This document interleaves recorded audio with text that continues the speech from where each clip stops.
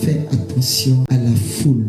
Beaucoup de personnes sont mortes, quoique vivant dans leur propre histoire, parce que la foule les a poussées, les a conduites là où ils ne devaient pas partir. La foule a animé la satisfaction de leur chair, mais la foule ne leur a pas dit. Qu'en les poussant dans ce chemin, arrivé à un moment, il allait avoir une falaise, un chemin sans issue. C'est soit la mort, soit la vie. Mais comme ils étaient déjà guidés dans leur élan par la chair, alors la mort devient leur partage. Que quelqu'un écrive: je ne mourrai pas, je vivrai. On peut t'avoir une fois, deux fois, mais la troisième fois, tu es participant de ton échec. Tu es participant des combats inutiles dans lesquels tu te trouves. Même quand l'ennemi est plus fort que toi, montre-lui que tu es capable de lui envoyer des points. Mais ne sois pas là à être laxiste et à attendre que les choses viennent à toi et que tu puisses les subir. En hébreu, bien aimé, la foule se dit regesh. C'est pourquoi quand quelqu'un commence par te faire sortir de ta destinée, dis-lui: arrière de moi, regesh.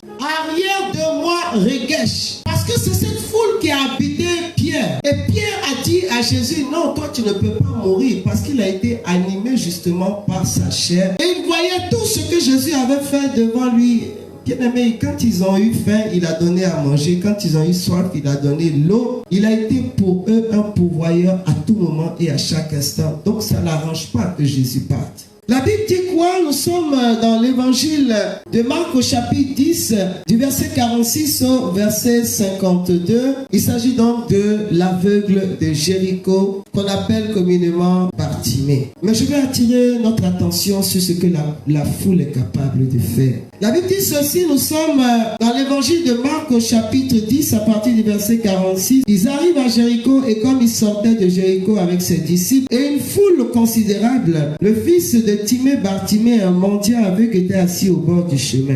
Quand il apprit que c'était Jésus de Nazareth, il se mit à crier: Fils de David, Jésus, aie pitié de moi. Et beaucoup le rabrouaient pour lui imposer silence. Mais lui criait de plus belle: Fils de David, aie pitié de moi. Jésus s'arrêta et dit: appelez-le. On appelle l'aveugle en lui disant: aie confiance, lève-toi, il t'appelle.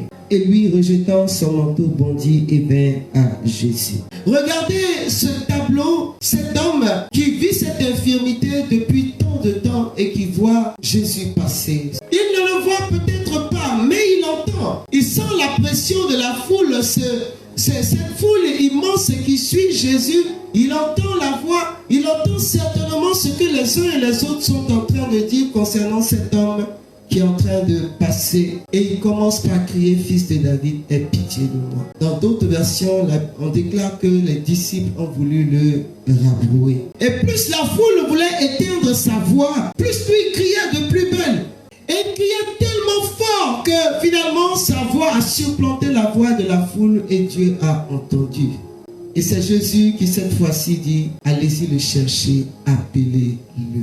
Bien aimé, la foule ou regesh, si tu ne fais pas attention, va étouffer ta voix. La voix de ta destinée, la voix de la parole prophétique, même la voix de Dieu. Parce qu'il va susciter un tel bruit autour de toi que tu n'entendras pas Dieu. La foule peut être pour toi un pressoir, un endroit où tu ne vas pas pouvoir respirer l'oxygène. Mais Bartimée avait bien compris et il ne s'est pas laissé impressionner par la foule.